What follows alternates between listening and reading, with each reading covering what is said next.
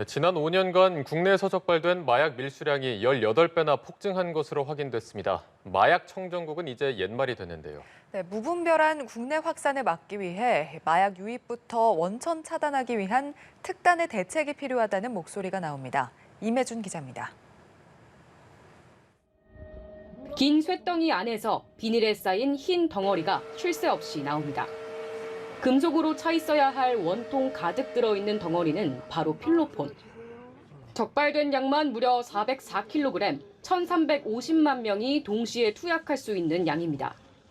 지난 2021년 발생한 국내 최대 마약 밀수 사례입니다. 멕시코에서 마약을 들여와 호주로 밀수출할 계획이었습니다. 단속을 피하기 위해 한국을 경유지로 이용한 겁니다. 대범한 범행이 5년 사이 급격하게 늘었습니다. 지난 2021년 적발된 마약 밀수 단속량은 1,272.5kg, 5년 전에 비해 18배나 폭증했습니다. 수출입 화물을 통한 밀수 사례가 가장 많았습니다. 한 번에 대량의 마약을 들여오기 위해서입니다. 품목별로는 필로폰이 가장 많이 적발됐고 신종 마약의 적발 건수도 계속 늘고 있습니다. 가장 우려되는 부분은 국내 확산입니다. 단속량이 늘어난 만큼 단속의 눈을 피해 국내로 들어오는 마약의 양도 늘어날 수 있다는 점에서입니다.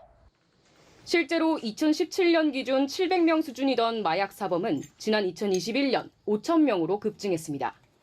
최근에는 서울 도심 한가운데서 대량의 마약을 불법으로 재배하던 일당이 경찰에 검거됐고 다크웹과 SNS를 통한 마약 거래 단속 건수도 계속해서 늘어나는 추세입니다.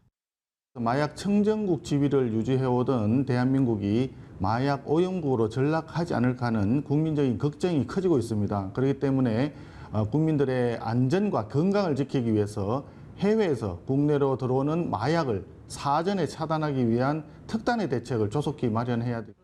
마약 유입을 원천 차단하기 위한 노력과 함께 불법 투약자들에 대한 사법적 제재 역시 강화되어야 한다는 목소리가 나옵니다. 연합뉴스TV 임혜준입니다.